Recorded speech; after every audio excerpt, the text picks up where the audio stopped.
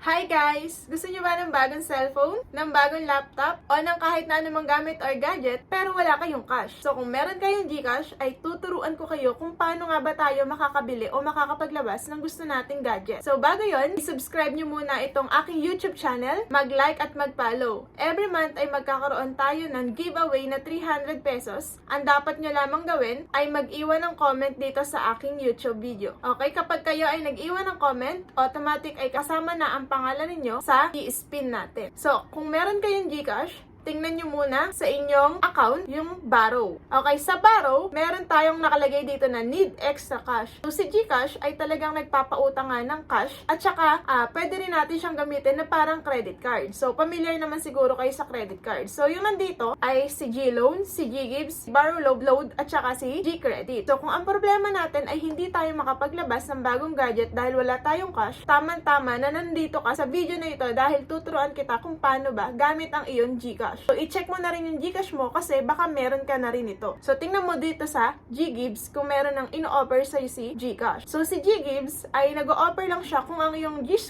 G-score ay medyo meron ng kataasan. Kagaya nung akin, ang G-score ko, 536. So, tumataas si G-score kapag lagi natin itong ginagamit. Like pagbabayad natin ng mga bills, yung pag-i-scan natin ng mga QR code, yon. Kung lagi mo yung ginagamit, i-check mo na itong Borrow mo dito. Baka kasi meron na. Sayang naman kung hindi mo rin to magagamit kasi kapag nag-o-offer ng ganito si GCash, ay minsan 2 weeks lang ay nawawala na ulit yung promo niya. So, yung ikukwento ko sa inyo ay ito ay nakabase sa aking totoong experience. Kasi gusto ko ng cellphone, so kulang yung aking cash. Naalala ko, pwede nga palang gamitin si GCash. So, nung chinek ko siya, eligible na akong gumamit ng GGives. So, nung nagpunta ako sa store, dinala ko lang yung aking GCash. So, ang offer sa akin ni GCash sa aking GGives ay 17,000 pesos. So, ang total kasi ng kukunin ko sa cellphone ay 21,000. So, dahil kulang nga, nagbigay pa rin ako ng cash. Pero, malaking tulong na rin sa akin yung 17,000 pesos kasi monthly ko naman itong babayaran kay GCash. So, ayan, 17,707.20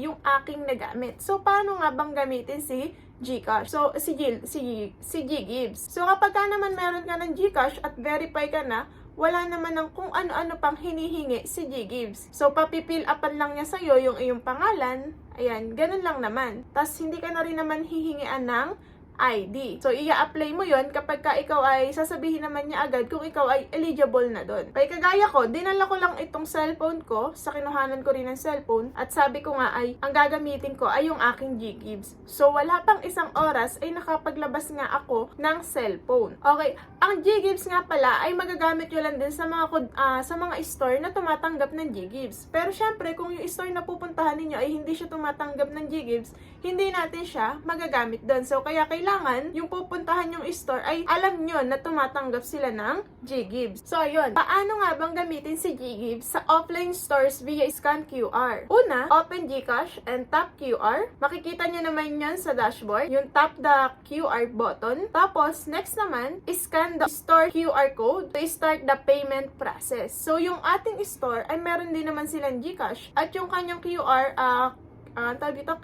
scan, yun yung i-scan natin. Pagkatapos nun, select GGives. Select GGives as your payment method. Tap to see installment options. Kasi nga, itong si GGives ay kapag pinaglabas tayo ng gadgets or ginamit natin siya para makapaglabas tayo ng gadgets, ay installment siya. So, meron ditong ilalabas kung ilang buwan mo ba siya gustong bayaran. So, meron ditong 3 months, 9 months, and 12 months or 1 year nga. So, ako, ang pinili ko ay 1 year. Kasi nga, ang babayaran ko sa kanya ay 17,000. So, medyo malaki siya. Kaya, 1 year ko siyang binayaran. Choose your preferred installment plan. Ang pinaka-flexible nga na nakalagay dito or ina-advise nila ay yung 12 months. Pagkatapos mo naman piliin yung plan na gusto mo or kung ilang buwan mo siyang gustong bayaran, ay i-okay mo lang siya. Yan. I-click mo lang. Tapos, ay isasubmit mo lang siya. Pagkatapos, makikita mo na, you will see your receipt. Ibig sabihin, na-approve ka na ni GGives. So, ganun lang kadali ang maglabas ng gadget gamit yung ating GCash. So, i-check mo na yung GCash mo kasi baka pwede ka na palang makapaglabas ng bagong cellphone at makapag-vlog ka na din. So, yun lang guys. Ang susunod naman ay titingnan natin kung gaano nga ba kalaki yung tubo ni GGives kapag ginagamit natin siya. So, yun lang guys. Huwag nyo kakalimutang mag-follow at mag-subscribe dito sa aking YouTube channel. at i-share nyo na din para sa ating GCash giveaway. Yun lang, bye! Thank you for watching!